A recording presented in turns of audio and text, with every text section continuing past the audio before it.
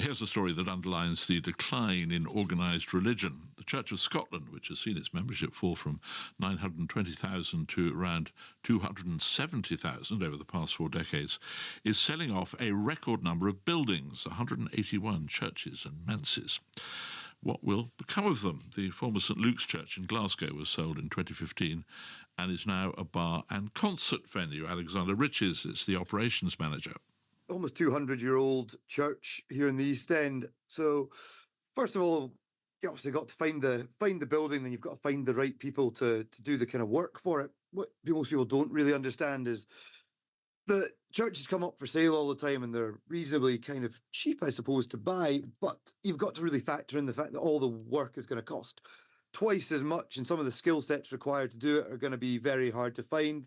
The timescales are going to be longer. It's going to throw curveball after curveball at you, but that is the joy of looking after really old, really valuable, and just really impressive buildings. So, I suppose, for instance, down here, I mean, there was 6 coats of paint on the front of the church. Usually, you'd go along, you'd kind of sandblast the front of it down a building, and then repaint it, do whatever you wanted.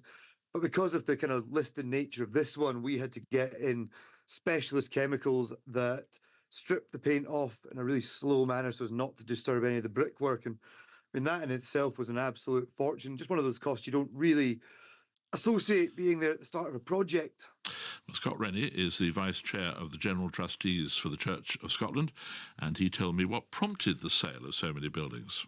We've always had too many buildings. They're very expensive to heat, to maintain.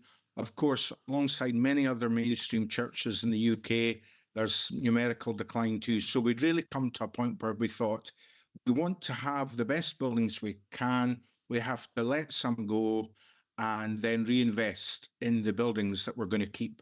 Well, it's a mixture, I think, of churches and manses.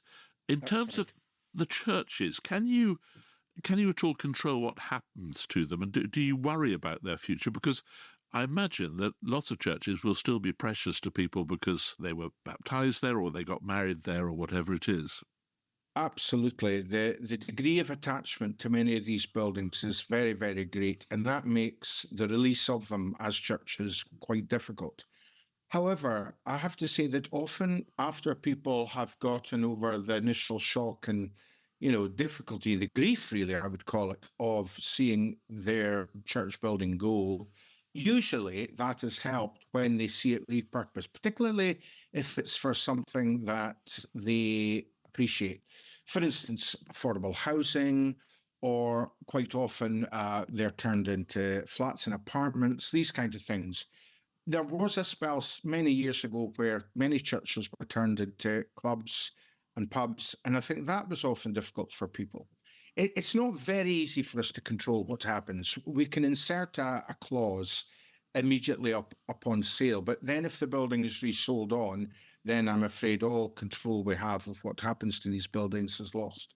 And what about the manses? The Church of England has, over the years, sold some incredibly beautiful and grand vicarages and parsonages. Are these similar buildings? Are they quite upmarket, if you like?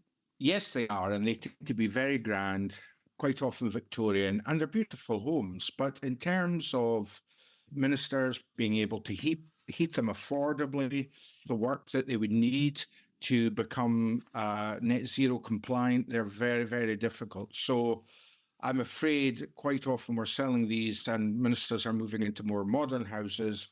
And just standing back a moment from all the financial questions, do you worry that the signal this sends out is that the Church of Scotland is sort of withdrawing from the national life in Scotland? Well, of course one does. But at the same time, it's really a recognition that we've always had too many buildings. And I think there's also a realization that the form of these buildings has to be allowed to evolve and change. So the kind of initiatives that churches are involved in today, in terms of reaching out and being a resource to their community, requires different forms of building. So it requires coffee houses. It requires better community spaces. It requires more of a emphasis on Monday to Saturday rather than simply on a Sunday. So I don't see it as a withdrawal. I see it as a partial sort of rationalization in order that we can reinvest to re-engage. And when you see some of the things that communities or individuals do with the buildings that you've sold, and you think that what they've done is actually rather admirable, do you feel a regret at all that the Church of Scotland hasn't been able to come up with ideas like that yourselves?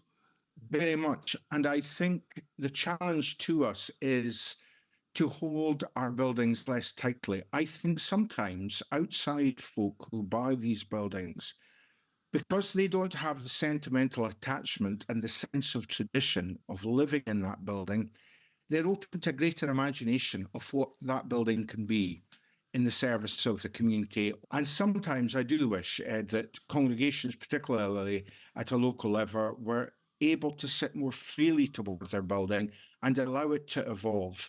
And I think sometimes we have not been good at that.